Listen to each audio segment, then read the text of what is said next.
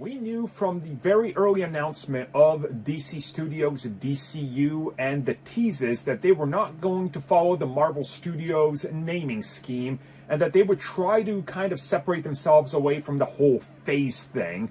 And now we know that they are in fact referencing their initial first phase, for lack of a better term, as chapters, which again we recently had teased.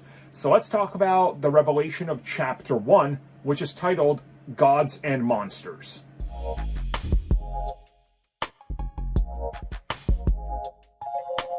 So obviously it's going to take quite a long time for a lot of people to get used to the new name. Again, we're so used to calling everything phases that it's just kind of ingrained into our brains, but I think calling it chapters makes a whole lot of sense.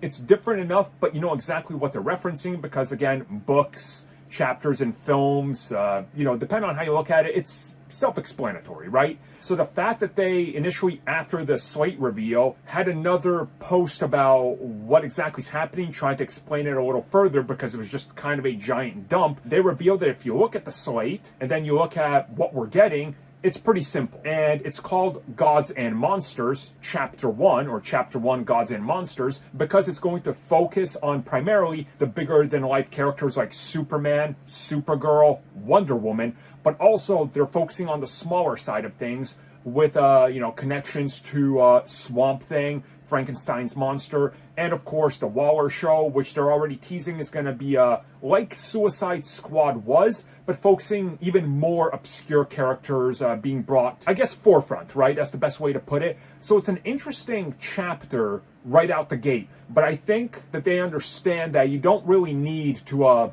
build this up like Marvel Studios has, because again, they're already approaching this point where the audience knows that these things can just exist and happen. So it's pretty interesting. I'm excited for the monster side of things, I think, more than anything, really, because that's kind of the thing I'm into more than just the godlike characters. I've talked about that here for years, that's how I've been. So I'm excited, and I like that this is what it's called. I can just kind of imagine how they're going to try to mesh everything together and tell us this interesting, big world that we really haven't seen from DC explore to the extent that they're going to now. So, yeah, Chapter 1, Gods and Monsters. I like it. What do you guys make of it?